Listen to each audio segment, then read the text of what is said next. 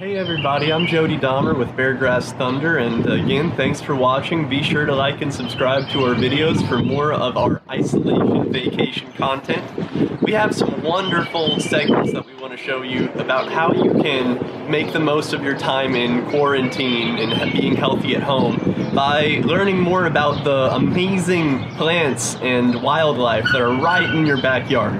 So we're going to start right now. It's getting towards the end of March, beginning of April. A lot of wildflowers and spring ephemerals have already started to bloom. And we're going to help you identify some of the most common around Smoketown and the Beargrass Creek watershed in urban Louisville. You know, just as a preface, a lot of these plants are invasive and considered non-native. There's a lot that we can do as a neighborhood to try and plant more native plants to help native wildlife. There are 250 bird species that migrate through Beargrass Creek and the Ohio River Flyway every year, and a lot of times the non-native plants that we plant in our yards, because they look pretty, don't help the birds. I'm trying to do all I can to encourage residents and businesses to try and plant more food for wildlife because we all need to help out in Kentucky, and we really believe that this can help out a ton of animals all throughout our Commonwealth. All right, so let's get started. All right, so one plant that I'm sure people will see a whole lot of, we're looking at a leaf with toothed edge, you know, a serrated edge. And we're also looking for these purple flowers right here. And so by looking for those two specific patterns, and also based on how these flowers are growing together in kind of a clump area, I know that this is probably purple dead nettle. Now, purple dead nettle is actually an invasive, non-native plant that was brought over by Europeans. So in the settlement of North America by Europeans, a lot of times the Europeans would bring over food that they knew from Europe as an effort to kind of prevent starvation and to make sure that they had something to eat regardless of wherever they ended up. And as a result of how quickly these plants spread, you know, these plants are now ubiquitous in a lot of yards. And you can see by the flowers that they do help pollinators. So while non-native plants sometimes are good for wildlife, it's really important to know that the wildlife here in North America and in Kentucky, they lived for thousands of years together with plants that were native to North America. And so as a result, the native plants usually benefit the wildlife more. But this purple dead nettle, you can eat it. I would not suggest eating any plant grown in urban Louisville because leaded gasoline was only banned in the late 80s, early 90s. So it's really important to know that anytime you're near a street in downtown Louisville or any kind of major thoroughfare, that there might be lead in your soil just based on the amount of cars that were spewing exhaust. So whenever you grow food, make sure you do it in a raised bed or a pot. Make sure you know where your soil comes from, and if you're trying to figure it out, I would recommend going with compost and talk to your local nursery and garden store. So our next plant,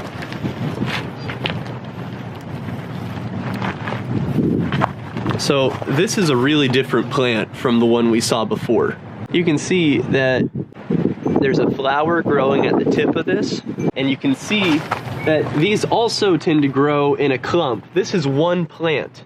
The way I know it's one plant is that all of these stems you can see here, they all originate from the same spot. And so that's how I know that this one plant shares one root system. And you can see how these flowers grow. And based on these observations, I'm willing to say that this is a Bittercress. And Bittercress, I believe that this is also an invasive non-native plant that was brought over by Europeans. You may be wondering, we're seeing these Bittercress growing in these spiky clumps above the soil, right?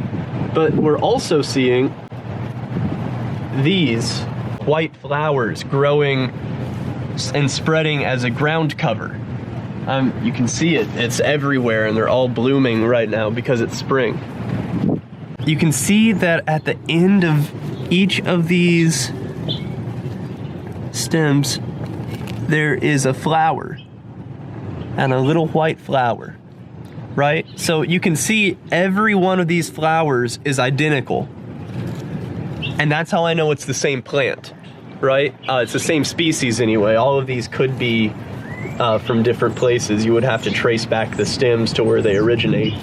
But this is what's known as a ground cover. So different plants have different roles. And this is the same in a forest as it is in a neighborhood setting. But grass, what we see in every lawn, is considered a ground cover. So it's everywhere. You know, it's in 2 inches above the soil here. And so some plants have actually evolved to only grow on the soil. They don't need to get super high like a tree. So you can see that this chickweed has just grown over all of the bare soil. And by doing that, it prevents other seeds from germinating because it smothers out all the light. So it's amazing to see that plants have these amazing adaptations to allow them to survive, even if where they are is thousands of miles away from where they actually originated. So here is the beginning of everybody's, people say that it's people's least favorite flower, but I actually really like it. So this is a dandelion, and I'm sure you see them everywhere. A lot of times you don't want to see them because it means that they're gonna pop up at other places. But this is great for pollinators. Now dandelions, they've been in North America for at least 800 years or so. Like, they're technically a non-native, but I would say they're naturalized by this point. They're damn near everywhere.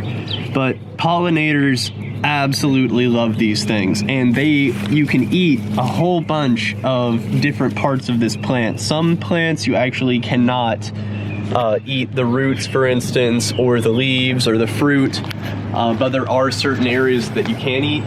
With dandelions, it's a pretty good time, and it got a lot of Kentuckians through the Great Depression.